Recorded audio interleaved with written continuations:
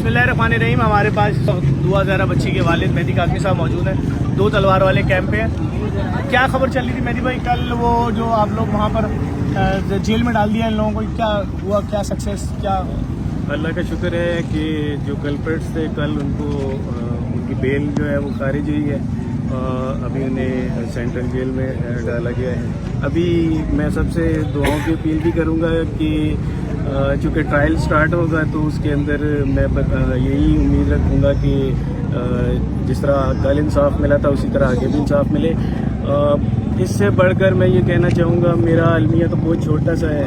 हम यहाँ पे जिस काज के लिए जमा हुए हैं, मेरा ख्याल है कि उन लोगों का अलमिया जिनके न घर रहे, जिस तरह से आपने देखा कि पाकिस्तानी कौम के ऊपर एक बहुत बड़ी मुसीबत आई है, बिल्कुल बहुत बढ़िया। और ना ये मेरा ख्याल है इस वक्त हुकूमत के पास में रही है। देखिए, एक जुमला इन्होंने बोला कि मेरा मसला बहुत छोटा मसला है। आप समझ सकते हैं कि एक 13-14 साल की बेटी का बाप, जिसकी बेटी को उससे छीन लिया गया है, और कल ये उन्होंने एक्सेप्ट कर लिया ना कि अगवा वाली बात।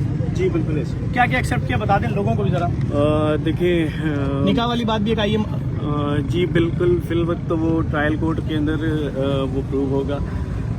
फ़िलहाल उनके ऊपर बहुत सारी दफ़ात लगी हैं जिनमें इंसानी स्मगलिंग की भी लगी है, और इसके अलावा मेरा ख्याल है कि मुनासिब नहीं है कि मैं यहाँ पे। देखिए, एक बात कितनी बड़ी बात है कि एक आदमी जिसकी अपनी बेटी 14 साल की घर से उठा ली गई थी, आज वो खुद यहाँ खड़े होकर बेटी अब तक मिल नहीं पाई है। सही है, वो सारे सिस्टम से अकेला लड़ रहा है, लेकिन वो क्या कह रहा है कि मेरी बच्ची का गुम होना छोटी मुसीबत है। पाकिस्तानियों पे जो आफत आई है, हजारों लाखों बेटियां इस वक्त, बहनें, माएँ, बाप, भाई सब खुले आसमानों के नीचे, उनके लिए आप क्या करने आए यहाँ पर सर?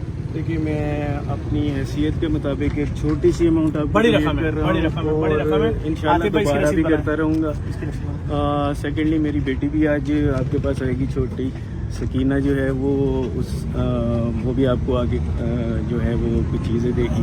हम तो चाहते हैं आप अपनी बेटी दुआ के साथ यहाँ पर आए, सकीना के साथ यहाँ पर इंशाल्लाह वो दिन जल्द आएगा। जी बिल्कुल। मैं सिर्फ दुनिया को दिखाना चाह रहा हूँ, ये कराची वालों का जज्बा है, पाकिस्तानियों का जज्बा है कि मुसीबत की इस घड़ी में अपने भाइयों को तनहा नहीं छोड़ रहे। हमने टारगेट शुरू कर दिया, अब हम 100-150 ट्रक के बजाय 500-1000 ट्रक की बात कर रहे हैं रोजाना निकालने के लिए।